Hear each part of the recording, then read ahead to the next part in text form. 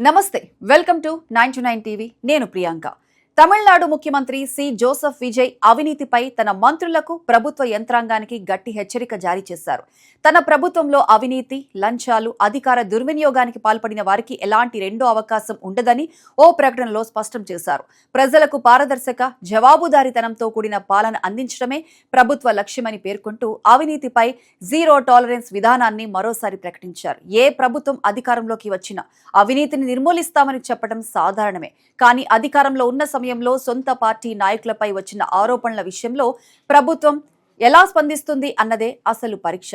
ఇప్పుడు విజయ్ ప్రభుత్వం కూడా అదే పరీక్షను ఎదుర్కొంటోంది.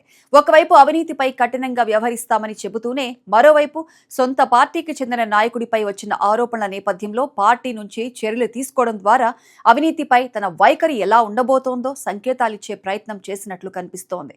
ఇటీవల అవినీతి ఆరోపణలు ఎదుర్కొన్న తన పార్టీ చెంగల్పట్టు ఈస్ట్ జిల్లా సంయుక్త కార్యదర్శి వీరస్వామిని విజయ్ పార్టీ నుంచి బహిష్కరించడం సంచలనంగా మారింది.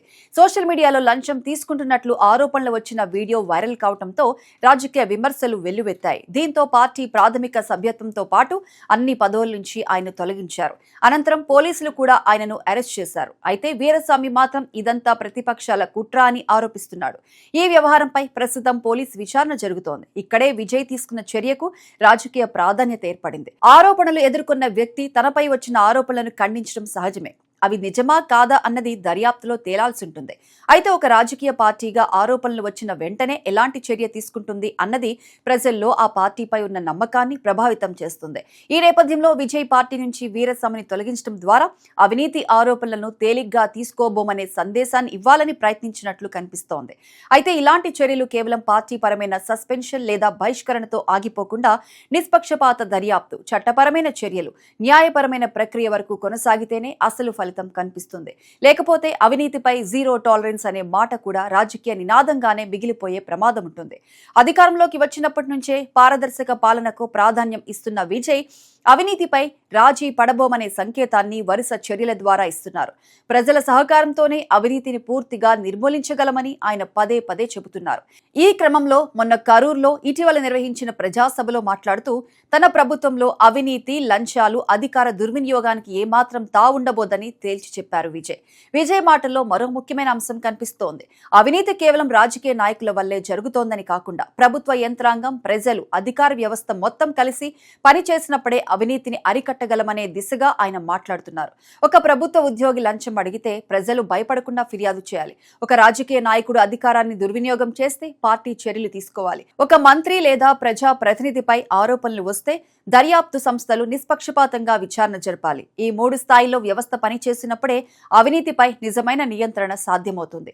ఎవరైనా లంచం అడిగితే నేరుగా ఇవ్వను అని చెప్పండి. మీ వెంట నేను ఉంటాను. అయినా ఒత్తిడి చేస్తే ఈ రాష్ట్రాన్ని పాలిస్తున్న విజయ్ మా వెన్నంటి ఉన్నారని ధైర్యంగా చెప్పండి అంటూ ప్రజలకు భరోసా ఇచ్చారు. అవినీతి, లంచాలు, అధికార దుర్వినియోగానికి పాల్పడే వారిని ఎట్టి పరిస్థితుల్లోనూ ఉపేక్షించబోమని ఈ సందర్భంలో స్పష్టం చేశారాయన. ఒక ముఖ్యమంత్రి ప్రజలకు నేరుగా లంచం ఇవ్వొద్దని చెప్పడం కంటే లంచం అడిగిన అధికారిపై ఫిర్యాదు చేసే ధైర్యం కల్పించడం చాలా కీలకమైన విషయం. ఎందుకంటే చాలాసార్లు ప్రజలు లంచం అడిగిన అధికారిపై ఫిర్యాదు చేయడానికి భయపడుతుంటారు. పని ఆగిపోతుందేమో, మళ్లీ ఇబ్బందులు వస్తాయేమో, అధికారుల నుంచి వేధింపులు ఎదురవుతాయేమో అనే ఆందోళన ఉంటుంది. ఈ భయాన్ని తొలగించగలిగితేనే అవినీతి వ్యవస్థపై ప్రభావం చూపగలుగుతారు.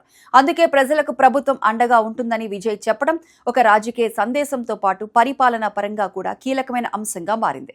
ఇక అవినీతి నిర్మూలన కోసం విజయ్ ప్రభుత్వం ఇప్పటికే పలు కీలక నిర్ణయాలు తీసుకుంది. ప్రభుత్వ ఉద్యోగులు లంచం డిమాండ్ చేస్తే వెంటనే ఫిర్యాదు చేసేందుకు 9498180936 నెంబర్తో ప్రత్యేక వాట్సాప్ హెల్ప్ లైన్ ను అందుబాటులోకి తీసుకొచ్చింది. దీనితో పాటు directorate of vigilance and anti corruption ఫిర్యాదు వ్యవస్థను మరింత బలోపేతం చేసింది. ఈ చర్యలను చూస్తే ప్రభుత్వం అవినీతిని కేవలం ప్రసంగాల ద్వారా ఎదుర్కోవటం కాదు, ఫిర్యాదు వ్యవస్థను ప్రజలకు మరింత చేరువ చేసే ప్రయత్నం చేస్తున్నట్లు కనిపిస్తోంది.